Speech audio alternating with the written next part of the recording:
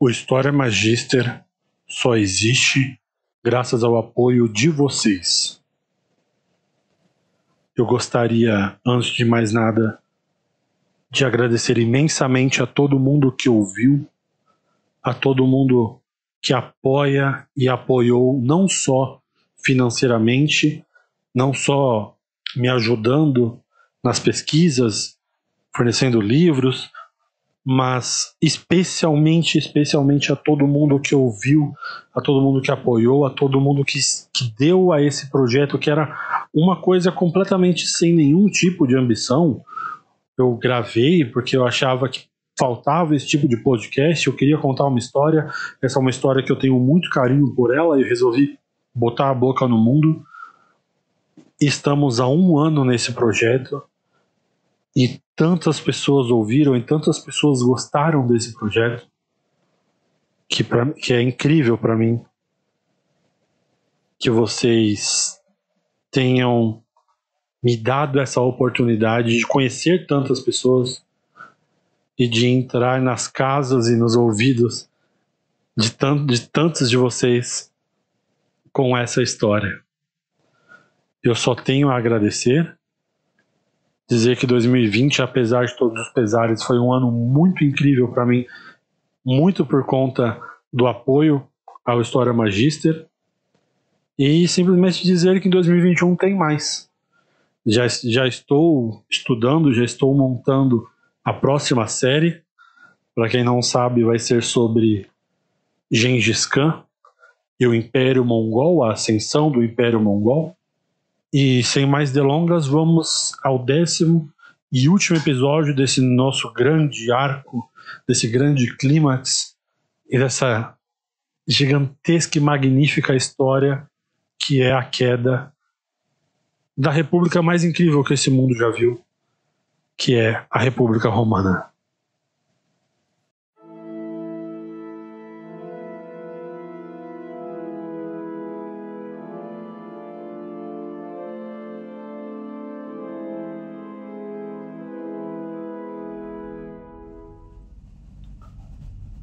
Um ditado romano dessa época em que nós estamos contando a queda da República Romana dizia que não há mudanças sem consentimento. Os romanos tinham uma ideia, não da sorte, nós já contamos quando Júlio César se considerava uma pessoa muito sortuda, mas eles tinham uma ideia não só da sorte como das mudanças da vida, todas serem realizadas através do trabalho. Então até as mudanças ruins que aconteciam na sua vida eram frutos do trabalho que você colocou, e ela veio como uma mudança inesperada na sua vida, você querendo ou não, através do trabalho que você colocou na vida. Isso nós podemos obviamente aplicar no micro, nas pessoas individuais, mas não só no micro, mas na grande política, nos grandes movimentos que acontecem em nações, em povos, em culturas. Especificamente falando sobre as revoltas e revoluções que existem desde sempre na história do mundo, não há nenhuma revolução, ou pouquíssimas revoluções, na minha cabeça eu consigo pensar em algumas pouquíssimas, que não tenham acontecido pelas mãos do próprio povo, que não fossem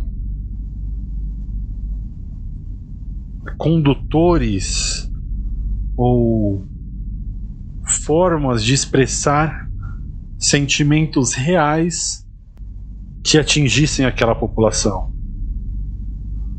Então toda revolução ou toda revolta que acontece é uma forma que o povo específico de uma nação tem de se expressar, e expressar dores, e expressar contendas reais que existem naquela parcela da população. Não existe revolução unânime, mas as parcelas significativas da população conseguem realizar essa transformação, que pode ser muitas vezes violenta. Quando César cruzou o Rubicão,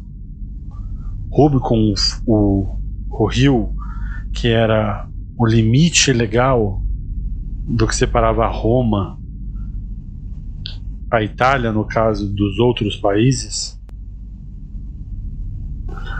ele disse a todo o povo e a si mesmo que ele estava fazendo isso cumprindo um chamado para defender Roma, para defender a própria república daqueles que a estavam usurpando, como Pompeu, como Sula, que veio antes dele, Caio Mário, os senadores, todo esse povo que distorceu a república de modos que nós estamos estudando esse ano inteiro, basicamente, ao longo dos 10 episódios da República Finita.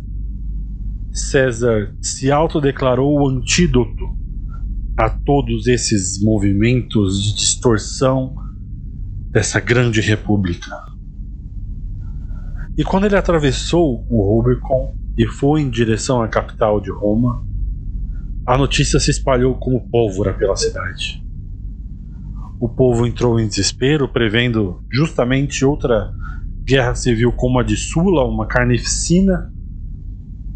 E Pompeu chamou o povo e disse que eles tivessem calma. Júlio César atravessou o Rubicon com uma legião, a 11ª Legião, cerca de 5.000 homens.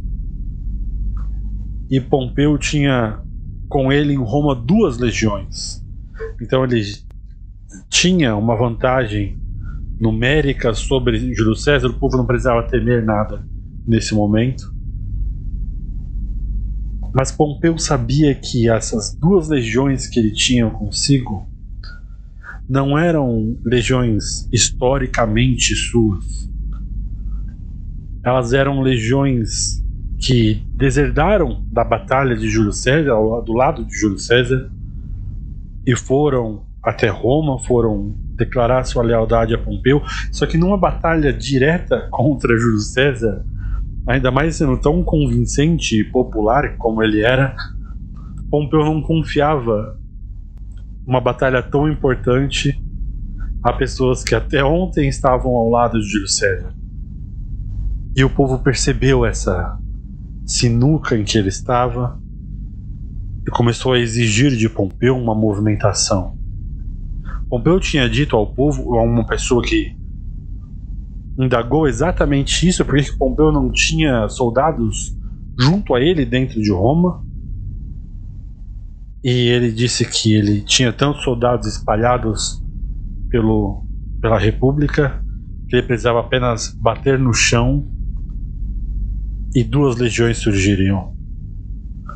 Cícero, então, o grande orador, chega nesse momento de tensão a Pompeu e diz: bata os pés agora, Pompeu.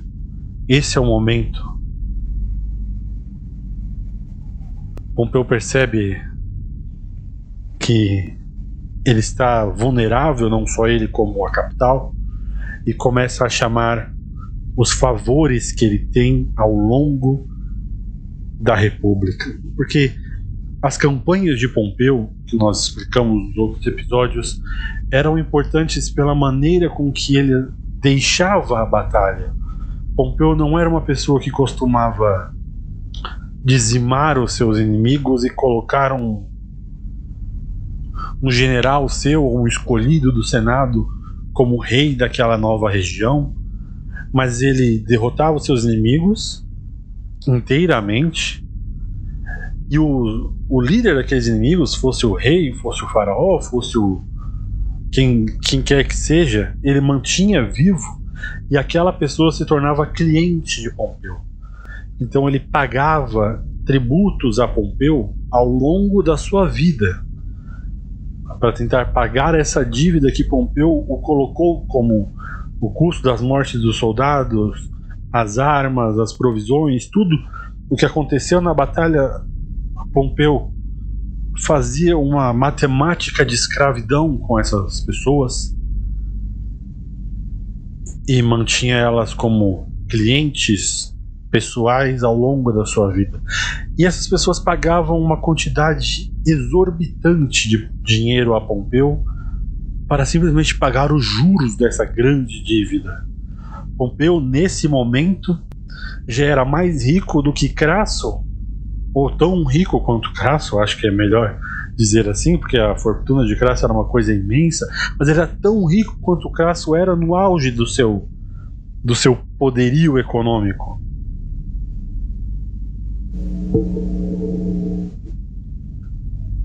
E isso tudo Pompeu estava conseguindo apenas com o abatimento dos juros da dívida, digamos assim. E então essas pessoas que estavam pagando essa quantia obscena de dinheiro a Pompeu para simplesmente sobreviver, quando foram chamados a pagar a dívida pelo meio militar, estavam mais que felizes em participar.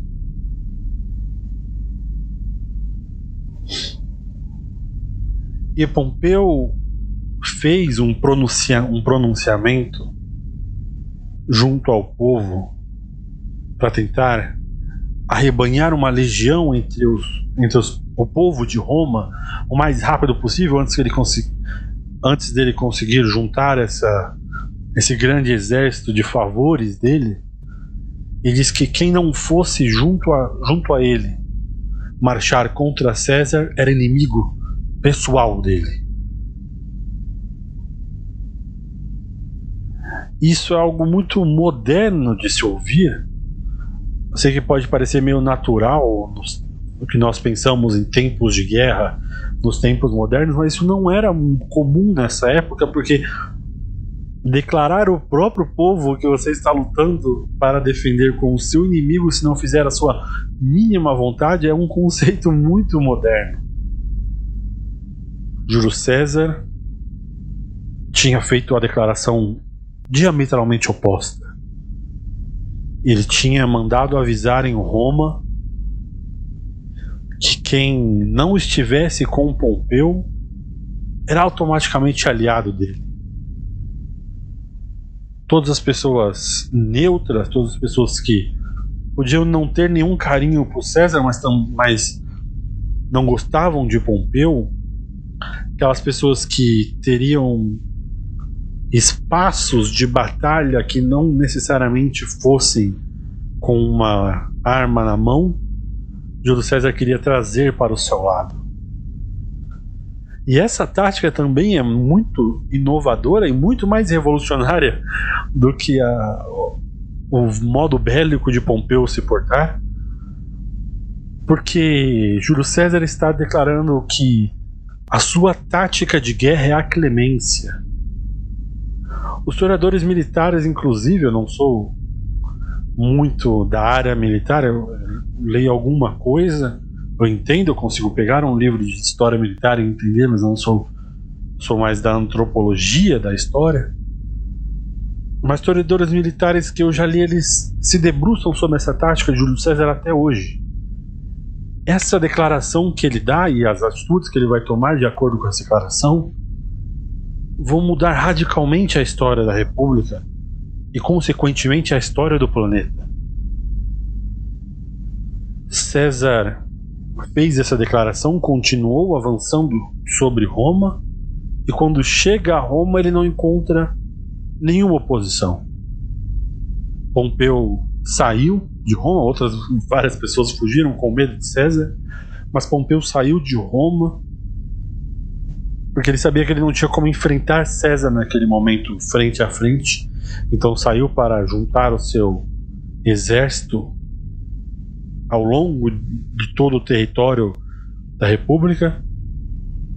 E César encontrou em Roma basicamente um banco aberto, porque Júlio César tinha muitos problemas de dinheiro. Lembra quando nós contamos de que ele foi à Espanha e voltou muito rápido? E antes dele ir à Espanha, ele quase foi morto pelos seus credores. E ele teve de pagar uma quantia exorbitante de dinheiro que ele também teve de pagar emprestado. coisa que cerca de 1 milhão de denários, que é um dinheiro inimaginável hoje, simplesmente para conseguir pagar os juros da dívida que ele tinha feito para tentar se eleger cônsul. E conseguiu se tornar Pontifex Maximus. E Júlio César ainda tem problemas com o dinheiro, mas quando ele chega em Roma, ele encontra todo o tesouro da capital sem guardas nenhuma. Todos os senadores fugiram com Pompeu, a maioria dos senadores no caso, e deixaram sem guarda nenhuma o tesouro, o banco, os cofres do Estado. E quando César fica sabendo disso, ele vai em direção lá, coloca um guarda, acha um guarda. Os senadores que sobraram acham um guarda para colocar de porta do banco do Estado. E Júlio César olha esse guarda nos olhos e diz: eu posso te matar mais rápido do que eu consigo te ameaçar. Obviamente o guarda que nunca tinha enfrentado alguém com a fúria de Júlio César deixou Júlio César passar. Júlio César pegou todo o dinheiro que Roma tinha em banco. Júlio César também invadiu um templo de Júpiter que estava na capital. Isso foi uma coisa que o povo não gostou muito, mas ele precisava, o tanto que ele precisava de dinheiro. E esse dinheiro que tinha nesse templo de Júpiter era como se fosse um fundo de emergência militar contra outra invasão dos gauleses que talvez acontecesse em Roma no futuro. E Júlio César justificou pegar esse dinheiro do templo de Júpiter, dizendo que ele havia resolvido o problema dos gauleses definitivamente. Então esse dinheiro não seria mais necessário com esse tipo de fundo de emergência.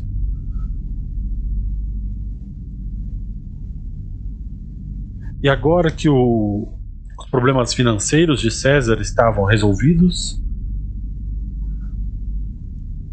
ele começa a pensar no que Pompeu está fazendo. Só que César ele tem outra preocupação além das tropas que Pompeu estava organizando com todos esses povos ao longo do território, porque Pompeu tinha apenas uma preocupação, que era César ao seu oeste. César tinha Pompeu ao seu leste e também ao seu oeste, porque as tropas de Pompeu, as tropas que estão com ele historicamente há muito tempo, que não estavam com ele em Roma, não estavam por um motivo, eles estavam na Espanha, resolvendo uma outra campanha que Pompeu tinha, e ele teve de largar para ir a Roma a pedido dos senadores. Mas agora essas tropas estavam voltando, e elas estavam apertando César, porque enquanto Pompeu cuidava das suas novas tropas à direita, essas tropas vinham à esquerda de César. E César, mais uma vez, mostrando esse espírito de velocidade, de movimentação mental que ele tem, uma das grandes qualidades que Júlio César tem e vantagem sobre todos os seus inimigos, é a velocidade com que ele tem de raciocinar e tomar decisões que deixa as outras pessoas atordoadas pelo meio do caminho.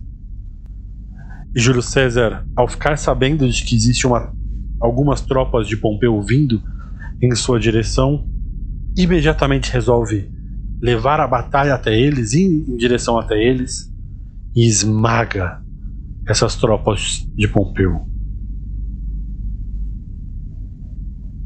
E quando César enfrenta e derrota essas tropas de Pompeu de uma maneira colossal, de uma maneira muito fácil, ele tem uma atitude que ninguém estava esperando, principalmente as tropas que acabaram de ser derrotadas. Júlio César deixa todos os derrotados irem embora. Ele chama o general dessas tropas, um dos subcomandantes de Pompeu, e dá um pouco de dinheiro para que ele pague as suas tropas pela batalha bem lutada e deixa que eles voltem a Roma. Ele apenas pede que contem, essas pessoas que sobreviveram contem como ele deixou esses soldados derrotados vivos para o povo da capital, para o povo de Roma. E assim eles vão embora, vão pelo seu caminho. Esse tipo de propaganda que Júlio César começa a fazer é uma aposta muito grande. Ele está tentando jogar com o psicológico não só das tropas inimigas, mas de toda Roma, de que se você enfrentasse Júlio César, você poderia sobreviver. Ele te deixaria ir embora se você fosse derrotado, ele até te daria dinheiro. Enquanto se você enfrentasse Pompeu, você seria morto, aniquilado, degolado, teria suas partes devolvidas dentro de sacos para sua família. Por que pessoa você acha que a maioria da população iria querer lutar? Pompeu, nessa época em que nós estamos se preparando para essa grande batalha entre os dois, está começando cada vez mais a dar sinais da sua idade, porque Pompeu não é um homem jovem mais. Pompeu tem cerca dos seus 60 anos. Pompeu sempre foi um homem muito bom em administrar as coisas. Pompeu sempre foi muito bom em organizar, em colocar em detalhes tudo que pertence a uma batalha, que pertence a uma guerra. Mas enfrentar um homem de tanta velocidade, tantas decisões espontâneas e movimentações bruscas como Júlio César está sendo um pouco extenuante para esse velho general. E Pompeu está cada vez mais, além da desvantagem da idade, ele está em desvantagens com a lealdade das suas tropas, que não são romanas, são pessoas que está basicamente chantageando para estarem ali, enquanto as tropas de César crescem cada dia mais leais a ele. Porém, a sorte dele é que num certo dia, ninguém sabe o motivo, ninguém sabe o porquê, 2 soldados de Júlio César chegam ao acampamento de Pompeu e se entregam e começam a dizer todas os segredos, os pontos fracos, a organização que está acontecendo no acampamento de Júlio César.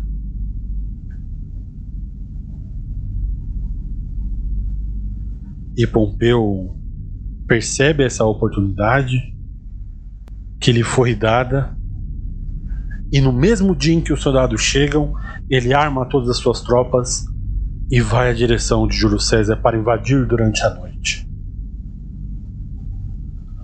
Pompeu então avança sobre as fortificações de César,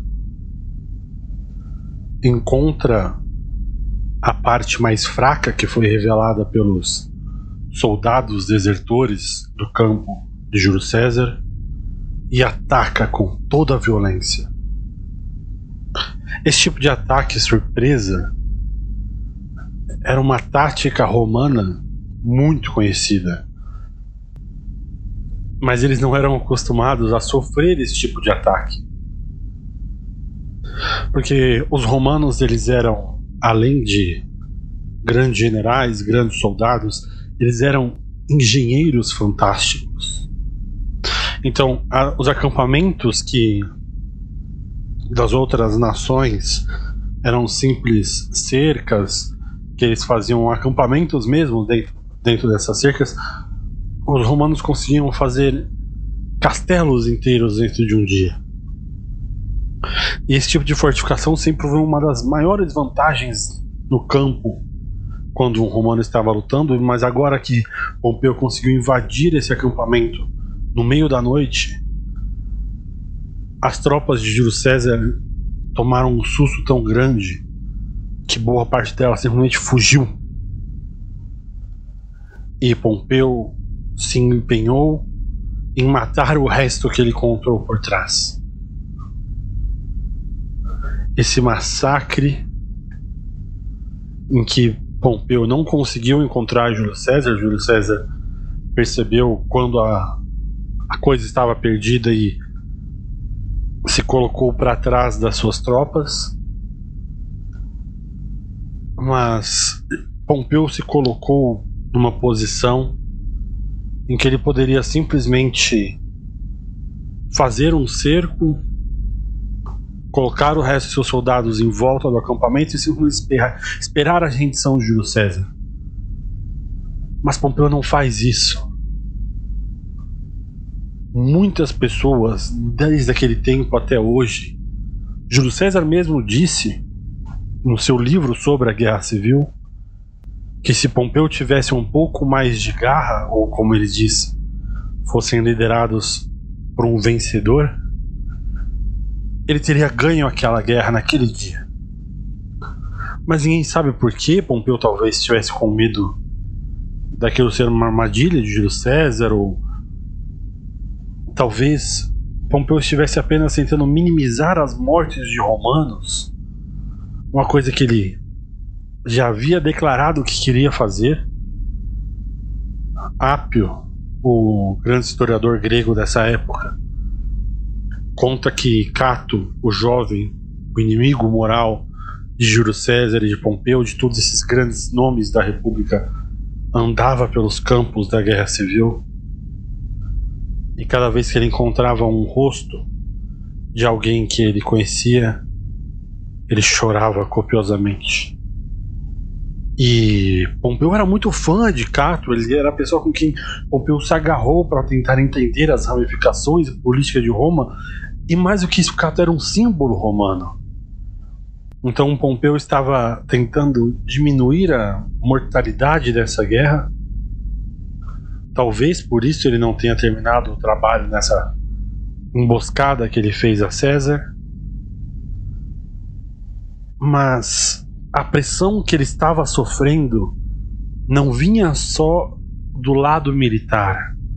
Todos aqueles senadores que fugiram de Roma, que deixaram o banco sem guardas, eles estavam com Pompeu. E ele, enquanto Pompeu estava nas batalhas, eles jantavam em peças de ouro e prata, tinham vinhos da melhor qualidade, tinham refeições caríssimas, centenas, milhares de escravos, vivendo como reis mesmo. É como se um general americano tivesse uma guerra no Oriente Médio e no seu acampamento fosse uma festa do pijama entre Bill Gates, Elon Musk, sabe, os grandes bilionários do mundo estão te pressionando para acabar logo com essa guerra. Não interessa as vidas que você vá ceifar, porque eles querem voltar para casa, querem voltar para a totalidade do seu luxo, por mais que eles tenham mantido esse luxo nos acampamentos de Pompeu, e Pompeu claramente estava participando desse banquete inteiro. Eles estavam pressionando Pompeu a ser mais energético contra os romanos. E Pompeu eventualmente cede a essa pressão social.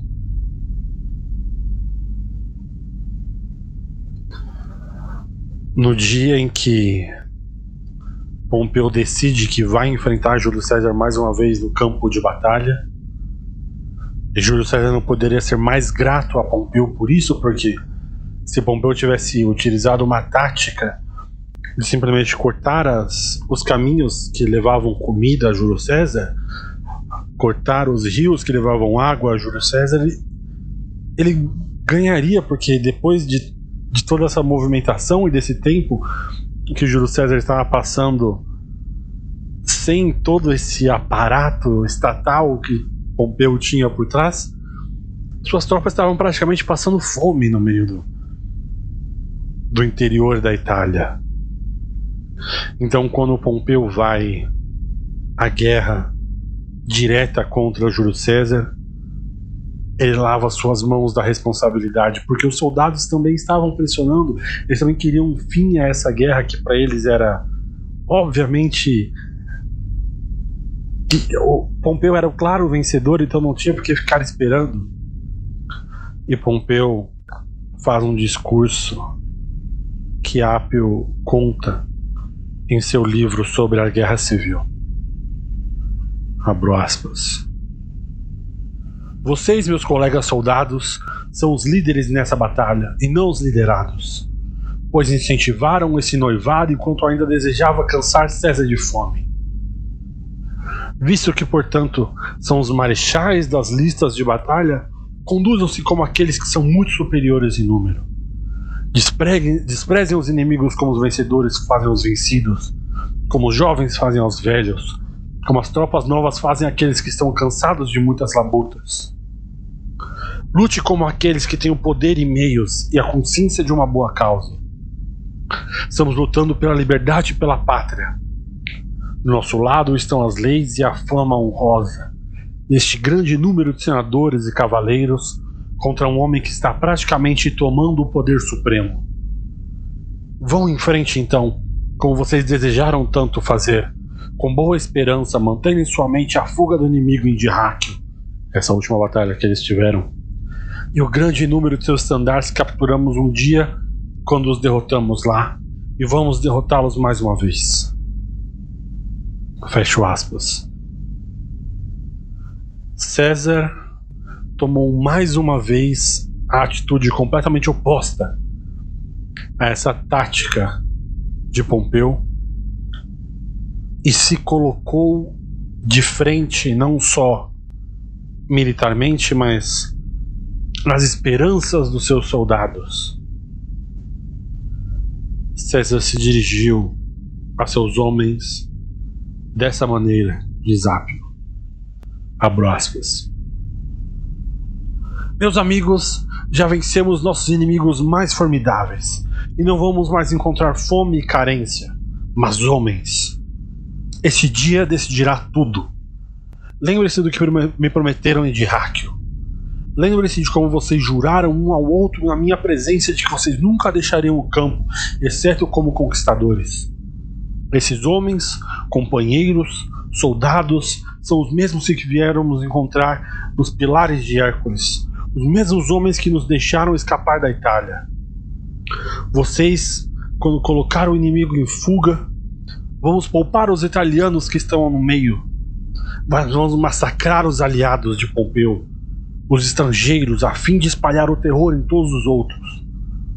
Antes de tudo, para que eu saiba que você está atento à sua promessa, a escolher vitória ou a morte, derrubem as paredes do seu acampamento ao sair para a batalha. E vamos encher o nosso fosso, para que não tenhamos lugar de refúgio se não vencermos, para que o inimigo saiba que vamos ter de acampar, mas será no acampamento deles essa noite. Fecho aspas. Esse era o clima que os dois maiores generais do mundo antigo estavam colocando para a batalha de Fársalo. Quando César chegou ao campo de batalha com seus mais de 20 mil homens de desvantagem em frente a Pompeu, suas tropas avançaram um pouco, mas perceberam que as tropas de Pompeu ficaram paradas. César então pediu para que a sua tropa esperasse o ataque de Pompeu. E assim que ele pediu, as tropas de Pompeu Magno começaram a sua movimentação e os seus mais de 5 mil cavaleiros que estavam na ala direita avançaram contra os apenas 1.000 cavaleiros que Júlio César tinha. Assim que eles chegaram perto o suficiente para começarem a atacar os cavaleiros de César que ainda estavam parados, César deu um sinal com a mão. O seu flanco se abriu e no meio dele passaram uma infantaria, soldados a pé, armados de lanças. E essa infantaria, com um único movimento, começa não a jogar as lanças como era de costume para a infantaria, mas a cravar a lança nos olhos e nas gargantas dos cavaleiros de Pompeu. Essa movimentação surpresa de Pompeu, essa movimentação surpresa de Júlio César, deixou as tropas de Pompeu aterrorizadas. Nessas batalhas antigas, quando duas tropas se enfrentam frente a frente e têm tecnologias tão parecidas, ou no caso de uma guerra civil iguais, as mortes são muito poucas comparadas do que nós temos a imaginar, porque a maioria dos ataques são parados pelos escudos ou pelas formações que os generais colocam. Os grandes massacres ocorrem quando um dessas tropas viram as costas para fugir. E foi exatamente o que a tropa de Pompeu fez. Ao ver essa surpresa, ao ver que uma infantaria mais baixa estava degolando os seus colegas, a parte que ainda sobrou da infantaria de Pompeu virou e começou a correr. E ao invés dos cavaleiros de César correrem atrás dos cavaleiros de Pompeu, mais uma vez a infantaria tomou posição e começaram a chover as lanças, a jogar as lanças nas costas desses cavaleiros e dizimaram mais 1000. A vantagem que eles tinham de mais de 20.000 homens agora caiu para quase 10.000. As tropas de Pompeu entraram em desespero total, todas elas, e começaram a fugir. Pompeu também foge, volta para o seu acampamento achando que lá estaria seguro, mas César o persegue até lá. E quando ele percebe que o acampamento está sendo rodeado e que ele não tem como lutar nesse momento, ele tira todas as insígnias da sua roupa, coloca uma roupa comum e foge pela parte de trás do acampamento, enquanto César entra pela porta da frente. E quando eles entram pela porta da frente, eles veem essa cena que nós contamos: ouro, prata, talheres finíssimos, vinhos, carnes, comidas exóticas, para um grupo de soldados que estava praticamente passando fome no começo do dia. E quando César toma conta do acampamento de Pompeu, Pompeu percebe que ele não tem como voltar à Itália nesse momento. Ele vai até a costa do sul da Itália, pega um barco em direção à ilha grega de Brindisi, terra de um dos grandes santos da igreja, São Lourenço de Brindisi. Em Brindisi estava a esposa de Pompeu, a nova esposa de Pompeu, após a morte de Júlia, filha de Júlio César. E quando ele chega e a notícia de Pompeu está em Brindisi chega aos ouvidos da sua esposa, Apio nos conta que ela tinha certeza de que ele tinha ido dar a boa notícia de que ele havia vencido, que eles iriam voltar para Roma, porque Pompeu nunca havia perdido uma grande batalha na vida. Vamos lembrar de quem nós estamos falando. Pompeu Magno era o maior general da história de Roma, não só da República, mas de toda a história de Roma. Ele nunca tinha perdido uma batalha. Ele nunca tinha perdido mais de uma legião por batalha. Ele expandiu o território romano mais do que qualquer outra pessoa. Então, o criado da mulher vai ao encontro de Pompeu para recepcioná-lo, pegar as suas coisas. E quando ele volta até a sua mestra, a esposa de Pompeu, e ela vai perguntar a ele como está Pompeu. O criado está chorando. Ele não consegue dizer nenhuma palavra. E a esposa de Pompeu entende o que aconteceu e começa a pedir perdão aos deuses pela sua própria sorte. Que uma mulher como ela tenha causado um homem tão enorme quanto Pompeu a perder a sua sorte perante eles. Pompeu ainda tem a ideia de vencer Júlio César, mas ele sabe que ele vai precisar se recompor e não pode ser na península. Então ele pega a sua esposa e o criado seu também, que foi junto a ele num barquinho que cabe no máximo 5 pessoas. E nesse mesmo barco de que ele chegou a Brindisi, ele vai para a África. Ele vai ao Egito em direção a Alexandria, onde ele tem um amigo, que é o rei Ptolomeu XIII. Ele espera se reunir no norte da África para organizar o resto das tropas que ele tem favores a pegar e mais uma vez voltar à batalha contra César. Quando Pompeu está em seu barco e sua esposa volta a chorar pelos perigos que eles estão sofrendo, Pompeu diz a ela, de acordo com Sulla, abro aspas: a sua sorte, minha esposa, durou apenas uma estação, e quiseram os deuses que acabasse por minhas mãos, que antes foram abençoadas por eles. Mas não tema, pois o novo escolhido dos deuses é um homem clemente e justo. Fecha aspas. Veja só como essa tática de clemência, essa tática de poupar os romanos de Júlio César está afetando até mesmo o seu maior inimigo. A pessoa que ele acabou de derrotar no campo de batalha já entende, já reproduz que ele é um homem clemente, que ele encontra os seus inimigos e poupa a vida deles.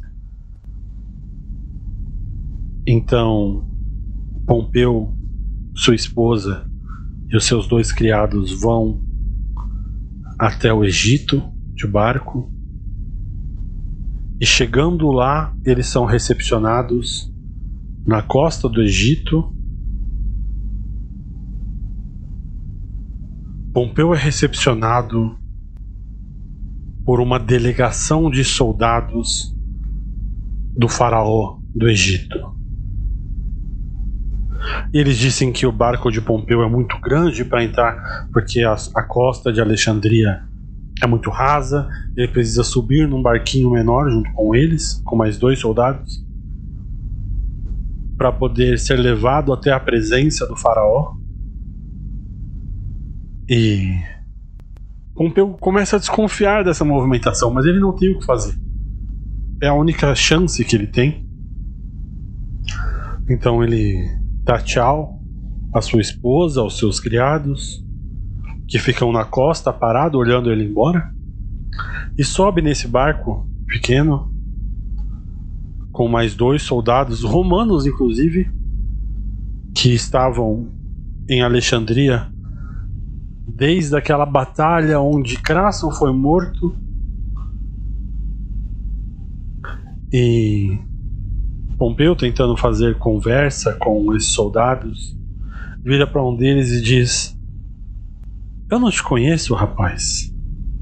Ou nós não servimos juntos, alguma coisa desse tipo. E o soldado apenas balança a cabeça e diz que sim, acena. E ao chegarem na costa, na areia de Alexandria, esse mesmo soldado esfaqueia Pompeu pelas costas. O outro soldado também tira uma faca e começa a esfaquear Pompeu junto. E no mar do Egito, com as ondas batendo em seu corpo, no cair da tarde, Pompeu coloca sua própria túnica sobre o seu rosto, e o soldado que serviu com ele nas outras guerras corta a sua cabeça. Um grito se ouve através da costa. A esposa de Pompeu, que ainda estava parada, ainda estava dando tchau ao seu marido, e vê toda essa cena, e ela começa a chorar mais uma vez copiosamente, e seus criados a levam embora. E um criado de Pompeu pula na água e nada em direção à costa. Quando os soldados terminaram de cortar a cabeça de Pompeu, eles foram embora com a cabeça, e esse último criado de Pompeu lavou o seu corpo, colocou a própria túnica no lugar da túnica suja de sangue de Pompeu e começou a vasculhar na tarde, ao cair do sol, pedaços de madeira, de folhas, coisas em que ele pudesse fazer uma tumba improvisada. Esse foi o fim do maior general romano da história de Roma até então.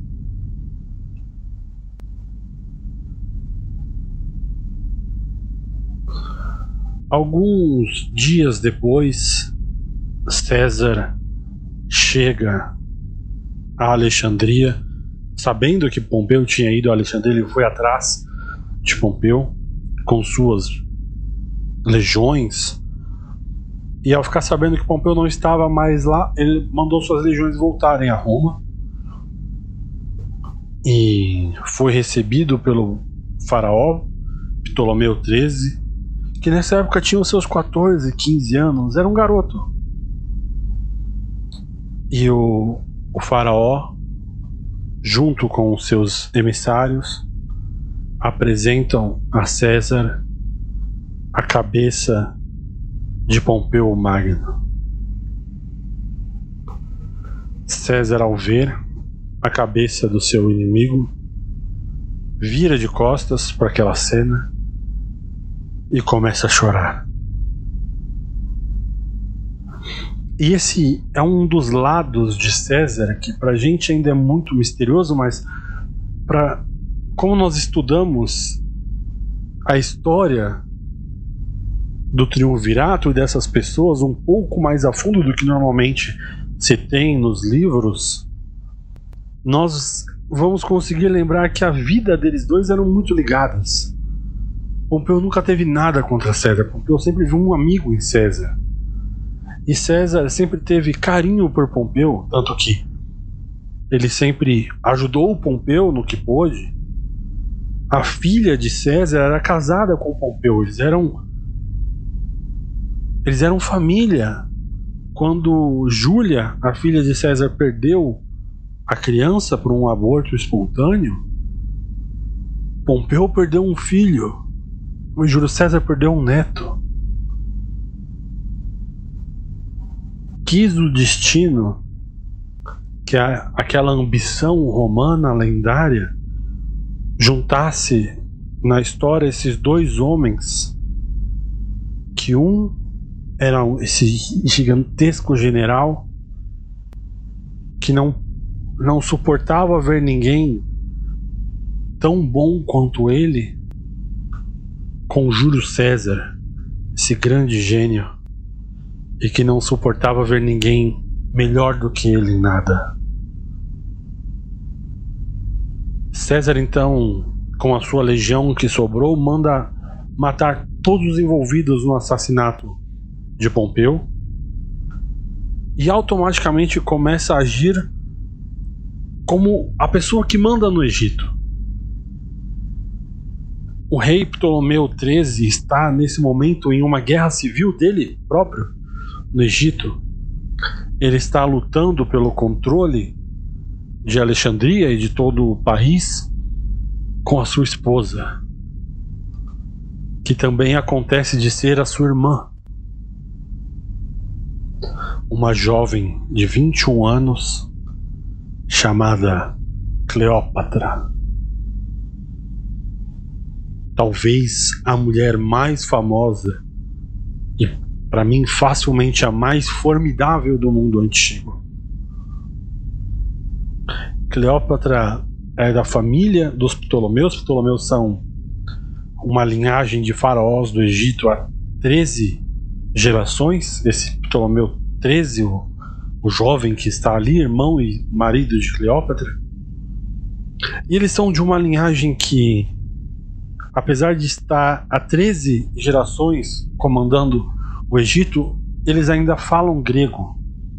Eles recusam a aprender a língua. Isso é o quão arrogante e superiores eles se acham. Cleópatra é diferente. Começando que Cleópatra é a única pessoa da família Ptolomeu a falar a língua egípcia. O povo adora por isso. Mas mais do que isso, Cleópatra, ela era uma matemática. Cleópatra falava 9 línguas. Cleópatra era uma exímia diplomata, uma estudiosa. Ela era uma mulher fenomenal. As mulheres da região do Oriente Médio nessa época, dos fenícios, são incrivelmente fortes e capazes. E Cleópatra acontece de ser talvez a mais capaz da história, facilmente a mais capaz e incrível desde a mãe de Alexandre o Grande. E César então chama Ptolomeu e Cleópatra para conversarem em Alexandria para resolver essa guerra civil e manda que os dois desmontem os seus exércitos para que aconteçam as conversas. Ptolomeu aceita as conversas, mas ele se recusa a desmontar o seu exército. E obviamente Cleópatra não tem como entrar em Alexandria com o exército de Ptolomeu fazendo guarda na cidade, porque senão ela não tem como atravessar a linha inimiga a pé. César toma seus aposentos no Palácio Real de Alexandria, um palácio que, outro grande exemplo de como a família Ptolomeu estava tratando o Egito. Só o palácio tomava 1/4 da cidade. Ao longo do tempo eles foram construindo mais e mais alas, mais e mais museus e jardins e mansões dentro da mansão, e só a mansão oficial de Alexandria ocupava 1/4 da cidade. E no centro de Alexandria tinha talvez a maior relíquia do mundo antigo, que é o corpo de Alexandre o Grande. O rei Ptolomeu I, o primeiro faraó dessa dinastia, roubou o corpo da Macedônia e levou para ele em Alexandria, justamente como um meio de legitimizar a sua dinastia no Egito. E em uma dessas noites que Júlio César estava andando pelo palácio, de frente ao corpo de Alexandre o Grande, um mercador italiano chega na costa de Alexandria, um vendedor de tapetes, e pede para adentrar ao palácio, e dentro do palácio pede para falar com o Júlio César. Júlio César o encontra na sala onde está o corpo de Alexandre. O mercador coloca o tapete no chão e o desenrola, e de dentro desse tapete sai Cleópatra, essa jovem de 20 anos que já é capaz de fazer esse tipo de entrada, esse tipo de artimanha para iludir todo o aparato estatal e se encontrar com a pessoa que realmente tem o poder que é Júlio César. Os historiadores afirmam que dentro de poucas horas desse encontro, os dois já estavam dormindo juntos. César, que é um mulherengo, um garanhão nato, nós já contamos várias de suas conquistas aqui mesmo nessa série, e a maioria dos historiadores concorda que essa era a primeira relação sexual, encontro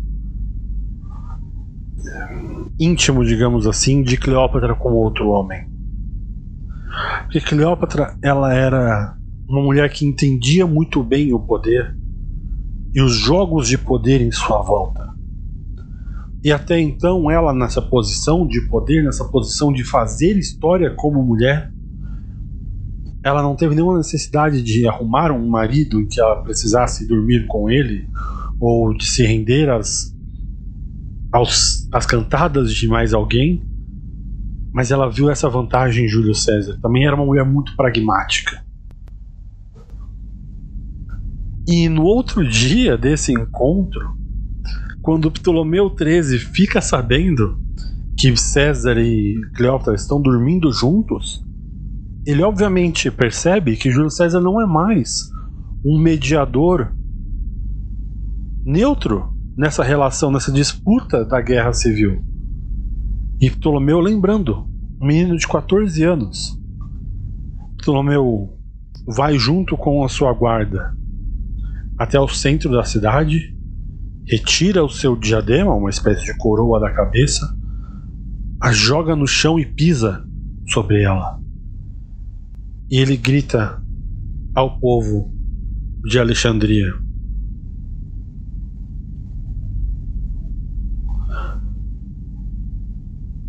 seu rei foi traído, seu palácio usurpado, e o Egito será o próximo. Venham comigo e lutemos. Alexandria era a segunda maior cidade da antiguidade, atrás apenas da própria Roma. Para encontrar cidades maiores que Alexandria, você teria que ir até a China, por exemplo. E o povo egípcio dessa época, ele era muito conhecido por ter um pavio muito curto, digamos assim. Eles precisavam de muito pouco para se revoltar. Eles então seguiram Ptolomeu, invadiram o palácio.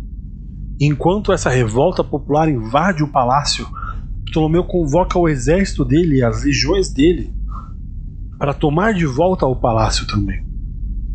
Júlio César e Cleópatra conseguem fugir no meio dessa bagunça, e é a ingenuidade de Júlio César e de Cleópatra somadas foi o que conseguiu manter os dois vivos numa cidade sitiada completamente, onde Júlio César não conhece ninguém, não fala nem a língua, e Cleópatra é a mulher mais famosa dessa cidade, e mesmo assim eles conseguem sobreviver por cerca de um mês escondidos nessa cidade, até que as tropas de Júlio César chegam de Roma até Alexandria e conseguem reverter a situação da guerra e derrotam o rei Ptolomeu. Ele se recusa a se render a César e tenta atravessar o rio Nilo a nado, ainda com sua armadura real, e se afoga no Nilo. E César, então, agora com suas tropas e com o controle de Alexandria, ele resolve derrotar os outros reis que tem em volta dessa região, para colocar, porque existem muitos pontos de conflito ainda na Guerra Civil, de soldados que eram antigos soldados não só de Pompeu, mas também de Crasso, que estavam espalhados pela região do Oriente Médio. Um desses lugares onde César vai é Ponto, o antigo reino de Mitríades. E esse era um dos lugares onde Pompeu fez as suas maiores conquistas, essa região da Macedônia, em que ele ganhou 2 triunfos quase, simplesmente por todas as campanhas que ele fez nessa região e Júlio César destrói esse povo. Mas ele acaba com esse povo de uma maneira tão simples, tão fácil, que mais tarde ele mesmo relata dizer aos outros generais já em Roma que se esse é o povo em que Pompeu ficou tão famoso derrotando, que sorte de Pompeu. É justamente nessas batalhas, nessa batalha de Ponto especificamente, que César diz que foi tão fácil, foi tão simples para ele derrotar, que ele diz sobre essa batalha a sua, talvez a mais famosa frase: eu vim, eu vi e eu venci. Esse foi o quão fácil foi para César derrotar essa antiga região de tanta fama de Pompeu. César então volta a Roma. Em Roma ele tem que enfrentar outros problemas, digamos assim, porque existem algumas tropas de César que não só não concordam com o jeito como ele está liderando a guerra civil, como na ausência de César, quando ele estava com suas aventuras no Egito, se revoltaram e começaram a saquear e pilhar as cidades. E queriam ser liberados do peso de lutarem por essa campanha que eles diziam fraudulenta de misericórdia que César estava proclamando ao longo de Roma. E César, mais uma vez, eu vou ter que exaltar, não além do gênio militar, do gênio social, do gênio psicológico que era César, mas ele também é um gênio do entendimento de como funciona uma hierarquia militar. Quando César chega onde estão essas legiões revoltosas, ele começa o seu discurso a eles dizendo: cidadãos. O normal nessa situação seria dizer soldados, que eles são soldados de Júlio César. Quando ele diz cidadãos, ele deixa implícito que ele não os considera mais nem soldados dele e nem amigos, que era com o outro jeito com que ele dizia, se dirigia às suas tropas normalmente. E nesse momento cai a ficha deles de que César é o general mais popular que Roma já teve entre os soldados. Ele era um cara do povo. Ele sempre ajudava, ele sempre tirava dinheiro do próprio bolso para pagar as coisas dos soldados.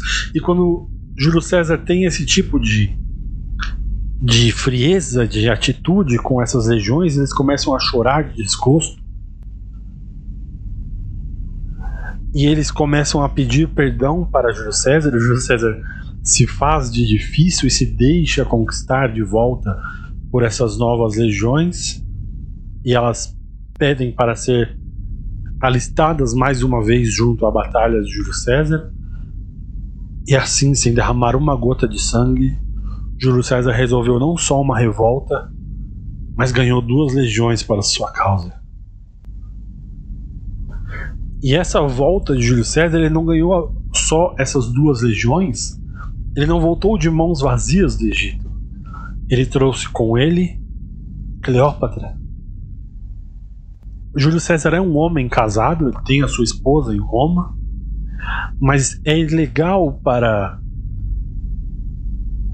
a lei romana da época que os cônsuls e os dignitários romanos tivessem esposas, mesmo que seja mais de uma, que fossem estrangeiras, que não fossem romanas. E Júlio César dá uma volta nessa lei, porque ele não casa com Cleópatra. Cleópatra, antes de sair do Egito, casou novamente com outro seu irmão, agora o faraó Ptolomeu XIV, que tem entre 9 e 10 anos na época. Então ela casa e vai a Roma, e mais do que isso, ela está grávida do filho de Júlio César.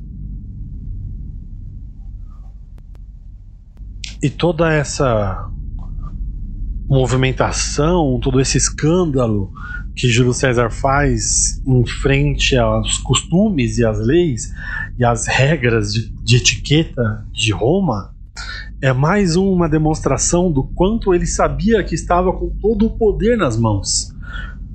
Ele sabia que tudo isso que ele estava fazendo ia contra o que o povo acreditava, o que o povo aceitava, mas ninguém pode contrariar essas alturas.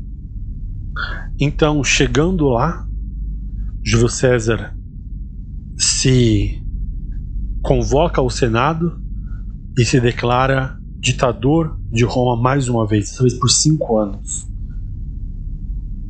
E não há ninguém no Senado de Roma, ninguém em Roma que consiga sequer dizer não a essa grande figura que é Júlio César. A única pessoa que conseguiria fazer isso não está em Roma no momento, que é Cato, o grande senador da moral inflexível que sempre se opôs a César pelo caminho.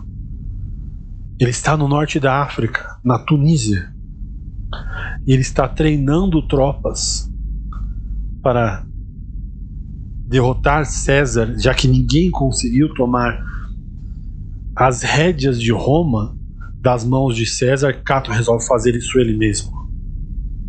E ele então vai à Tunísia, se une com o rei da Macedônia na época, que empresta não só os seus soldados, mas elefantes de guerra. É a última vez na história do mundo em que elefantes de guerra são usados em batalhas. E César rapidamente resolve ir até Tápso, onde está Cato. E além de Cato e o rei da Numídia, desculpa, o rei da Numídia, não é da Macedônia, é do rei da Numídia, Juba I, outra pessoa que está com Cato nessa movimentação, nesse grande esforço para derrotar Júlio César, é um dos seus antigos generais. Um dos generais que sempre esteve com Júlio César e que achava que ele estava ganhando todas as glórias que talvez não eram necessariamente de Júlio César, devia ir um pouco aos seus outros generais. Então quando eles se encontram na batalha de Tápso, esse general liderando as forças destrói 1/3 das forças de Júlio César. E nesse dia 6 de fevereiro de 46 a.C., Júlio César, vencendo essa grande batalha contra grandes inimigos, ele deixa todos os que são romanos irem embora. Mais uma vez com essa tática de clemência. Mas a situação é que os seus soldados estão ficando cada vez mais cansados, não só aqueles revoltosos, mas todos estão cada vez mais cansados dessa tática de clemência de Júlio César, porque eles percebem que eles estão cada vez colocando a sua vida em risco contra pessoas que eles já haviam derrotado no passado. Muitas e muitas vezes as pessoas que Júlio César perdoava voltavam a enfrentá-lo em outras batalhas, e os soldados estavam percebendo que eles estavam com risco de morrer por pessoas que eles já haviam derrotado. Então, na batalha de Tápso, os soldados de Júlio César promovem um massacre e acabam com todos os revoltosos que encontram pela frente, romanos ou estrangeiros. E a maioria desses generais fogem. Juba e esse general, que era o braço direito de César, voltam à Península Italiana, mas Cato não. Cato vai para uma cidade ali perto, em Útica, perto de Cartago. Uma cidade que foi completamente dizimada por todos os romanos nessa época antiga. E quando César foi diretamente para onde Cato estava, a maioria do povo que estava ainda junto de Cato foge. Cato não impediu ninguém de fugir. Ele continuou sua rotina normal, jantou, conversou com seus criados, à noite abraçou seu filho, conversou com algumas pessoas. Sobre as pessoas que fugiram, torceu para que elas conseguissem escapar de César, que os ventos fossem favoráveis. E quando foi dormir, ele percebeu que a sua espada não estava do lado da sua cama, onde ele sempre deixava. Ele perguntou aos criados onde estava a sua espada, e eles disseram que tiraram, que tinham medo que ele tomasse a própria vida com ela. Cato se indignou e falou: se eu quisesse tirar minha própria vida, eu não poderia me enforcar com minha própria roupa, ou me jogar ao mar, ou quebrar meu próprio pescoço pulando contra o chão? Se eu tivesse mesmo essa vontade, não seria a minha espada o menor dos meus problemas? Os seus criados devolveram a sua espada, e Cato pediu o livro da alma de Aristóteles para ler na cama, e ao terminar o livro ele se deitou e foi dormir normalmente. Os seus criados se retiraram dos seus aposentos, e assim que eles saíram, Cato se levantou, pegou a sua espada e cortou a sua própria barriga horizontalmente, logo abaixo do externo, e enfiou as mãos dentro do seu estômago e começou a puxar todos os seus órgãos para fora, como um bicho, com as suas unhas rasgando o que ele encontrava e puxando o que conseguia. Seus criados ouviram um gemido, voltaram ao quarto e encontraram Cato de joelhos, olhando para o seu próprio intestino no chão. E assim morreu o último senador que colocava em ações os ideais da República Romana. Cato fez isso justamente para evitar que César pudesse perdoá-lo no campo de batalha. Ele comprou com a sua morte uma vitória sobre César depois da vida.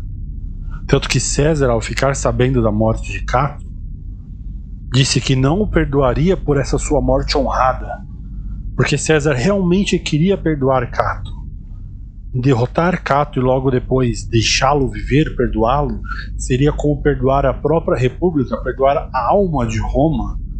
Isso seria uma grande vitória para César, e Cato tratou de não dá-la. César então voltou a Roma mais uma vez,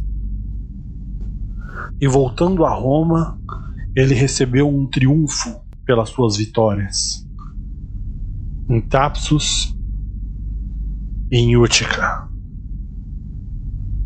Enquanto Júlio César planejava esses triunfos, ele mandou desenhar, como era de costume, desenhar em várias bandeiras, vários banners com cenas dessas vitórias.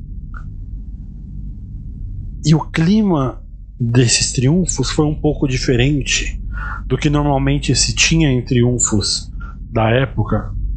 Esse foi, por muito de longe, o maior triunfo da história de Roma. Batalhas navais com frotas inteiras recriadas, mais de 4, 5 dias de paradas para mostrar os banners e as vitórias e as relíquias que Júlio César trazia dessas suas vitórias. Mas os banners traziam não mais vitórias do povo romano sobre outros povos, mas trazia a vitória de romanos sobre outros romanos. Júlio César mandou fazer um banner mostrando o suicídio de Cato, e muitas pessoas viraram o nariz contra isso. Ele não mandou fazer um de Pompeu, porque ele sabia que Pompeu ainda era muito popular em Roma, e que se ele fizesse não seria de bom tom.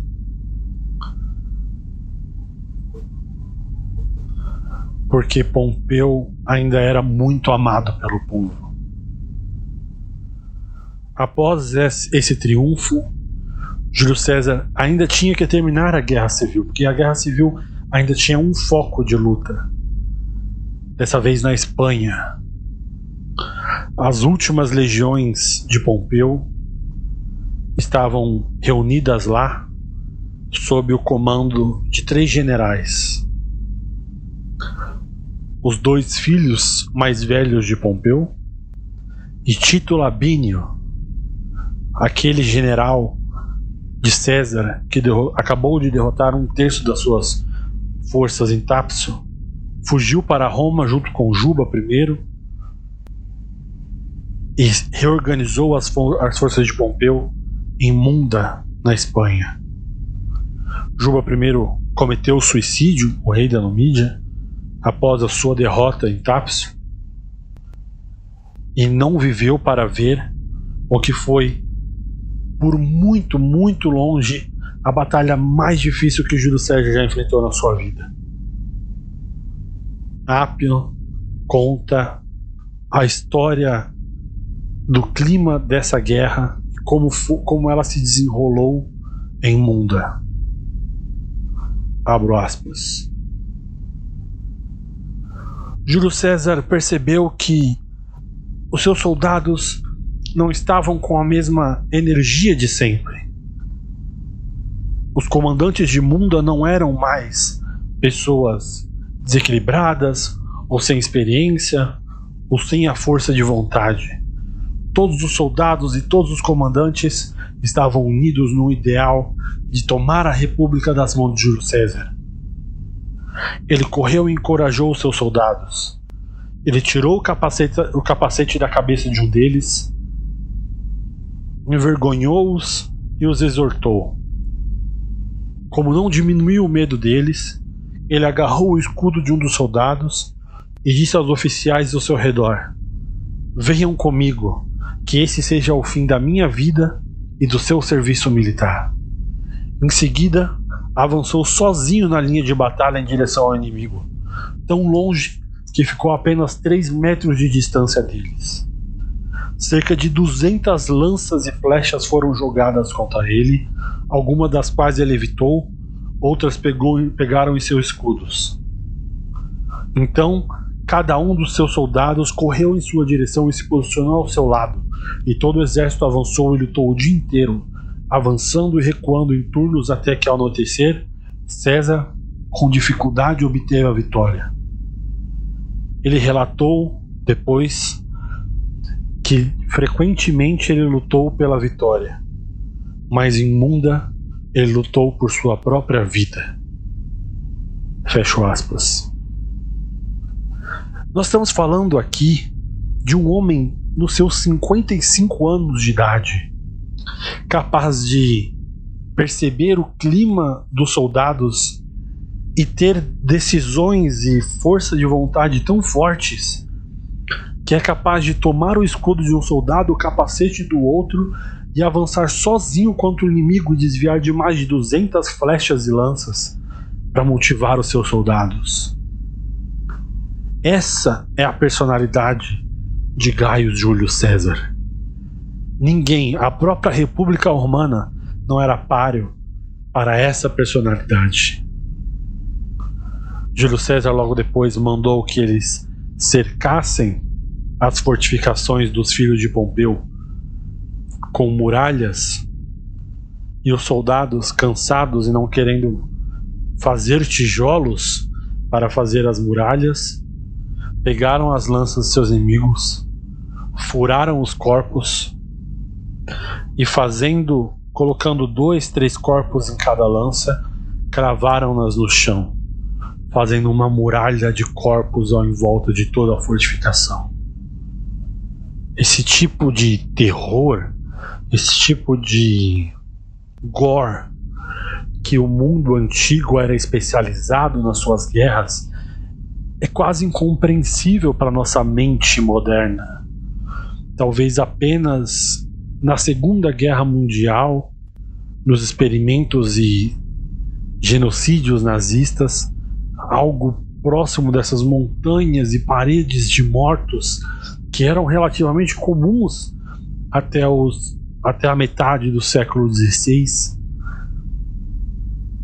seria o mais perto que nós aqui da modernidade teríamos. Quando Júlio César volta da Batalha de Munda, ele acabou com a Guerra Civil. Não existe mais ninguém em Roma, nem nada, que possa impedir a sua influência.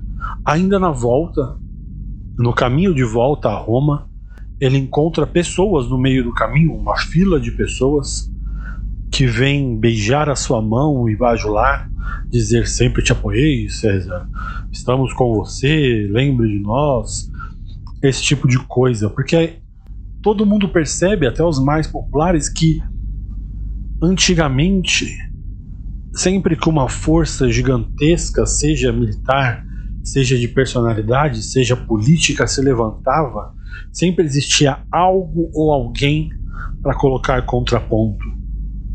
O Senado se colocava contra os tribunos das plebes. Caio Mário tinha Sula. Crasso tinha Pompeu. Agora, nem o Senado, nem o Estado e nem nenhuma outra força particular tem o poder e a popularidade de Júlio César, porque ele era um popular. Vamos lembrar disso, ele era parte do movimento dos novos românticos, ele era um popular, ele era um apoiador dos tribunos das plebes. Ele era o cara que o povo gostava, apesar de todos os pesares. Nesse último triunfo que ele ganhou antes de partir para a Batalha de Munda, quando sua carruagem estava passando pela Via Ápia, a principal rua de Roma na época, ele passou por uma fileira de tribunos das plebes, coisa de uns 10, 12 tribunos das plebes, e um deles, chamado Áquilus, não se levantou quando Júlio César passou.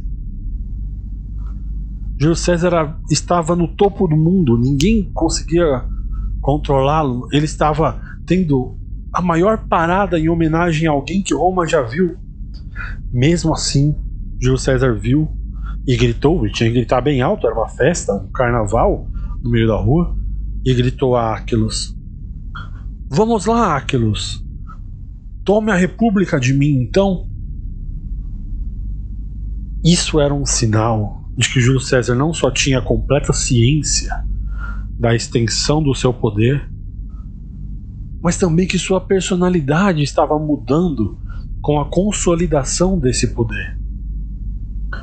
E agora a questão que se colocava na cabeça de todos os romanos era como César iria não só usar, mas quanto tempo ele iria usar esse poder. Porque quando Caio Mário e Sula viraram ditadores de Roma, Sula em especial, que foi um poder sem nenhuma limitação por parte do Estado, ele ficou alguns anos, resolveu o que ele via que só ele poderia resolver com a sua força singular e personalidade, e depois entregou de mão beijada o poder de volta ao Senado. Quanto tempo César achava que seria suficiente para resolver os problemas de Roma? Porque ele começou a resolver, ele começou a fazer uma série de reformas que todo mundo via que eram justas. A famosa reforma agrária, reforma de infraestrutura, reformas para levar mais dinheiro ao povo, reforma da distribuição de grãos. Ele era um campeão do povo. Ele estava instituindo reformas que, se o Senado e os seus opositores ao longo da história não fossem tão cabeças duras, eles teriam feito há muito tempo, porque todo mundo concordava que era uma coisa boa a se fazer.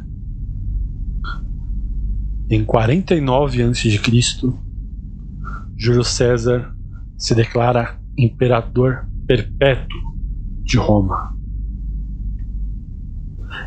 Isso deve dar uma ideia do que ele achava que era o tamanho do problema de Roma fora da sua posição de poder. Se Júlio César já não era mais jovem, ele estava cansado de todas as reformas, de todo o ambiente político, de toda a vida que Roma o dava, digamos assim, que é o mesmo problema que Pompeu tinha. E ele resolve tirar férias. E o jeito de tirar férias de um homem como Júlio César é organizar o maior exército que Roma já viu e ir até o Oriente Médio, no reino de Pártia, onde Crasso foi morto, para tentar recapturar aquelas legiões romanas que ainda estavam perdidas por lá. Boa parte delas já estava na China. Isso é uma outra parte da história militar muito legal, em que a história não só dos vizinhos chineses, mas as histórias oficiais da China contam de legiões que lutavam em formação de V, que era a mesma formação característica das legiões romanas dessa época. Ninguém mais usava esse tipo de tática, e eram legiões estrangeiras que estavam lutando pela dinastia chinesa. E tudo leva a entender que essas legiões de Crasso que se perderam na batalha em Pártia foram parar na dinastia chinesa. Isso é muito legal. Então, quando Júlio César começa a tramar a sua partida à Pártia e começa a juntar os exércitos e cada vez mais dar honrarias de Estado a Cleópatra, que ainda está morando com ele em Roma, ele começa a escolher as pessoas que vão suceder os próximos cargos de cônsul pelos próximos anos.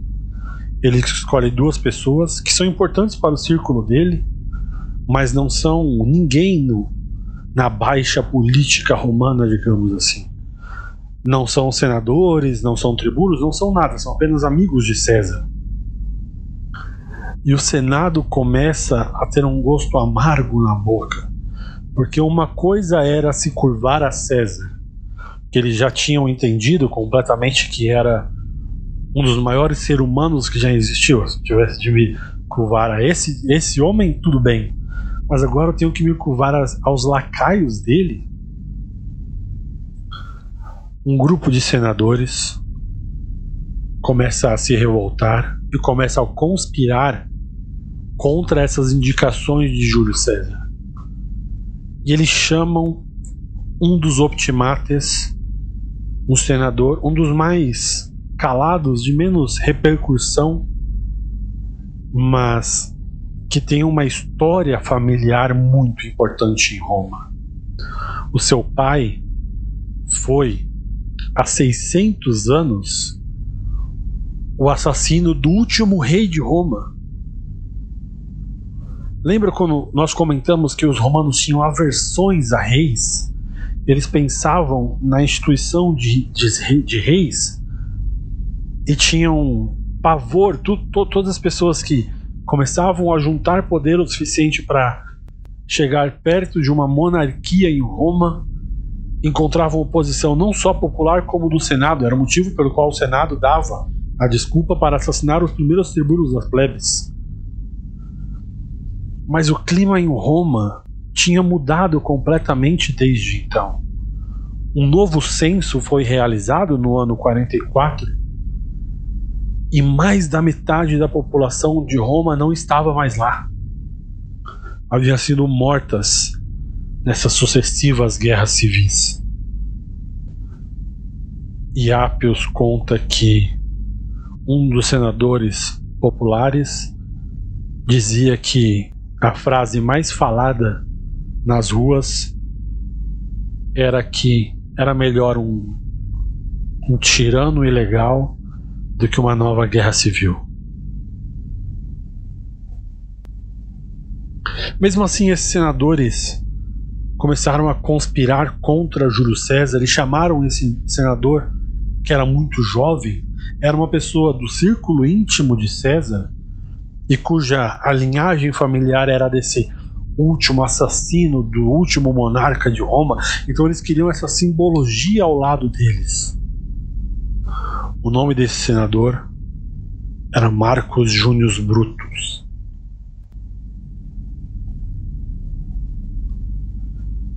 E Brutus e os senadores tinham as mais diversas ideias de como lidar com essa questão de Júlio César. Eles tiveram as ideias de envenenar a sua comida. Alguns queriam que quando ele estivesse passando de carruagem por cima da ponte sobre o rio Tibre, eles empurrassem a carruagem e tivessem pessoas embaixo esperando para matar César. Mas ficou decidido que eles iriam chamar o Júlio César para uma reunião de senadores e lá eles atentariam contra a sua vida. No dia anterior à sua morte, Júlio César estava jantando com um amigo e entre as conversas sobre filosofia, esse amigo pergunta a Júlio César que tipo de morte seria a melhor morte. Júlio César responde sem titubear: a que vem sem você perceber. No outro dia, Júlio César começa a cumprir seus afazeres normais. Ele vai à rua, é cercado pela população, porque agora, onde quer que o Júlio César fosse, ele tinha de ouvir petições e pessoas querendo uma ajuda, pessoas querendo que ele realizasse alguma coisa.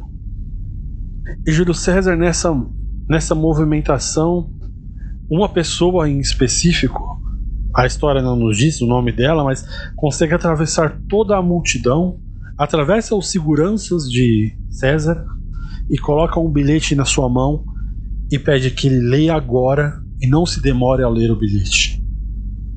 É o famoso bilhete que estava avisando Júlio César do plano.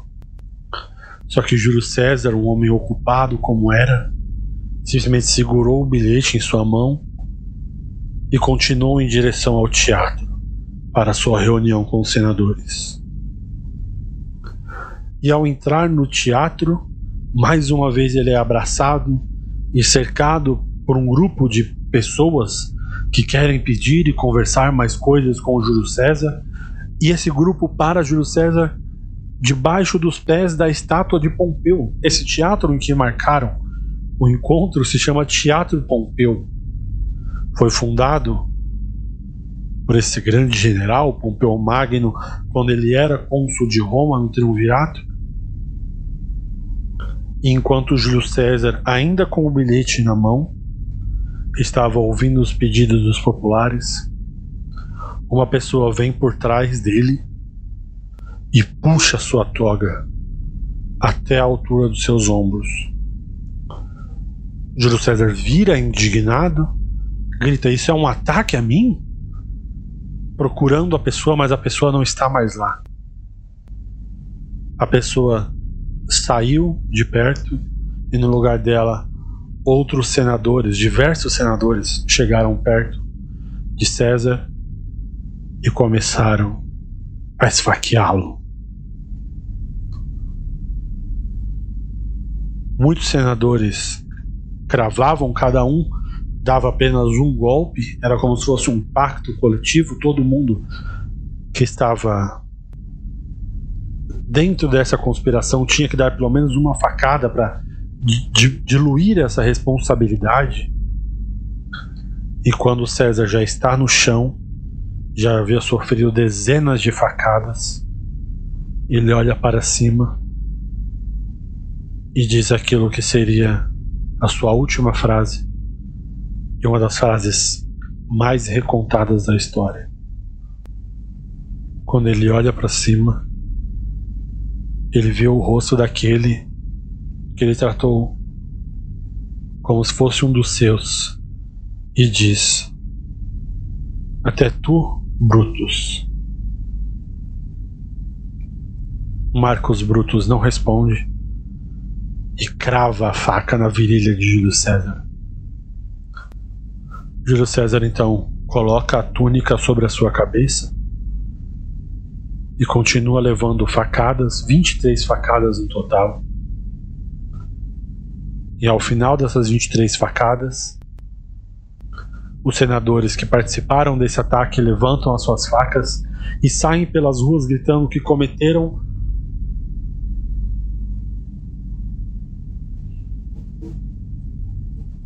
cometeram um tiranicídio, que acabaram com mais um tirano de Roma. E eles deixam aos pés da estátua de Pompeu Magno, sozinho no teatro pompeiano, o corpo de Gaio Júlio César, o maior homem da história da República Romana. O que acontece em Roma ao se espalhar essa notícia da morte de César é o que nós chamamos hoje em dia de uma anarquia completa. Pessoas começaram a saquear lojas e pegar cavalos e planejar as suas fugas da cidade porque todo mundo achou que uma nova guerra civil seria feita. Os senadores superestimaram muito como o povo iria reagir a essa morte de Júlio César. Eles acharam que todo mundo veria como um tiranicídio, que todo mundo iria agradecê-los por esse ataque. Mas Júlio César ainda era imensamente popular junto ao povo, e mesmo as pessoas que não eram tão fãs de Júlio César se revoltaram contra os senadores quando eles deram a notícia de que iriam jogar o corpo de Júlio César no Rio Tibre, que era uma tática antiga dos optimates para demonstrar desprezo aos populares e não deixar que os seus seguidores tivessem um lugar onde se reunir e chorar a perda desse ícone. Fizeram isso com a maioria dos tribunos das plebes, com Caio Mário. Sulla mandou fazer isso com os restos mortais de Caio Mário. E quando eles anunciam que isso será feito com Júlio César, a violência explode automaticamente nas ruas de Roma. Marco Antônio, que era o general e braço direito de Júlio César, não só nos campos de batalha como politicamente, entra em cena e costura um tipo de acordo entre os senadores e os populares de que eles não jogariam o corpo de Júlio César e eles deixariam que Júlio César fosse enterrado com todas as honras devidas a ele, e em troca os populares não iriam mais se revoltar e nem causar uma nova guerra civil. A última pessoa que Marco Antônio,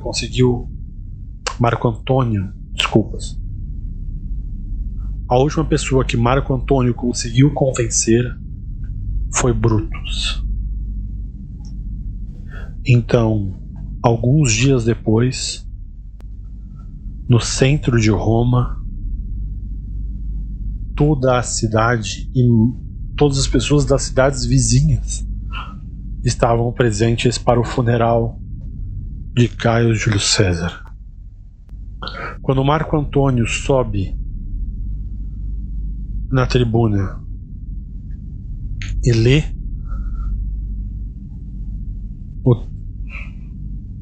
o testamento de Júlio César,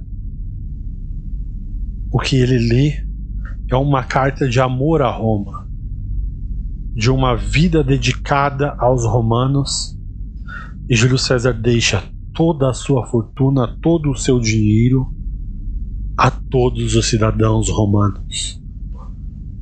Ele deixa especificamente claro que quer que todos os cidadãos romanos tenham o seu dinheiro no bolso deles.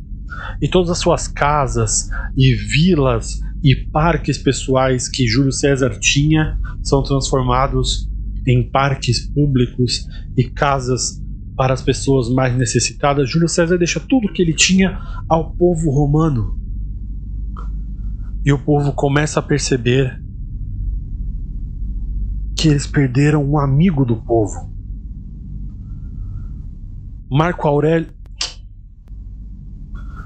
Antônio então lê o voto que os senadores fizeram quando Júlio César retornou de Munda, de que eles iriam proteger a segurança pessoal de Júlio César com a vida dele se fosse necessário. Mais uma vez o povo começa a se inflamar, a sentir falta de Júlio César.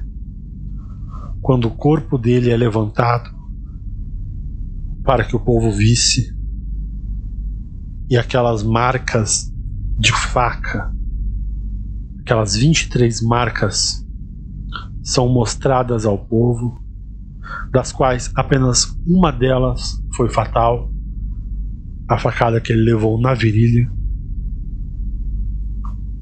O povo lamenta e chora e começa a olhar na direção dos senadores, que começam a perceber que eles perderam a mão nesse ato. Enquanto as pessoas discutem onde Júlio César devia ser enterrado, se no fórum ou no templo de Júpiter, duas pessoas aparecem com tochas e colocam fogo no corpo de Júlio César ali mesmo, no centro da praça. Imediatamente as pessoas começam a arrancar os bancos dos juízes e jogar no fogo. As pessoas arrancam suas próprias roupas, jogam os seus próprios dinheiros, mulheres arrancam as suas joias e colocam no fogo que consumia o corpo desse que foi o grande campeão do povo, o grande general de Roma.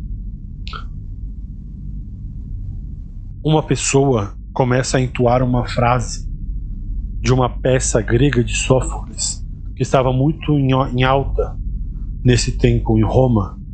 Isso se torna um canto que se espalha pelo povo. A frase diz: então eu salvei esse povo para que me matem?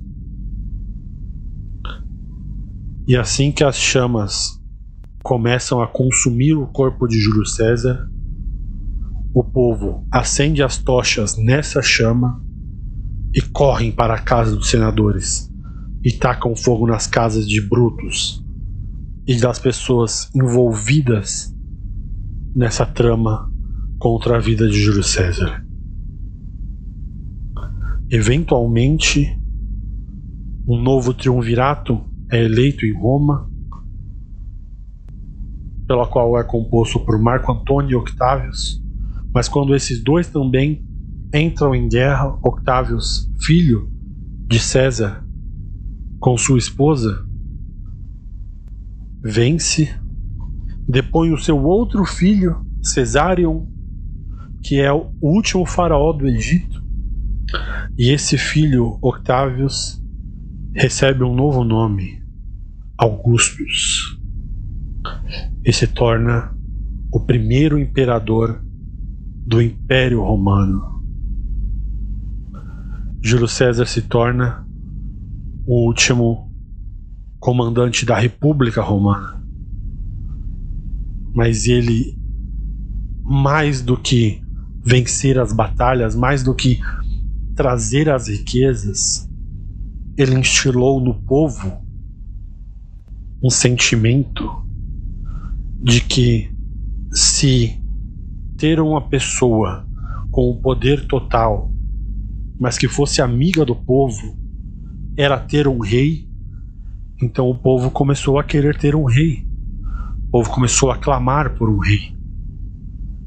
E quando Octávios venceu a guerra civil contra Marco Antônio, ele encontrou todo um caminho aberto por Júlio César para criar um império e fazer da República Romana uma república finita.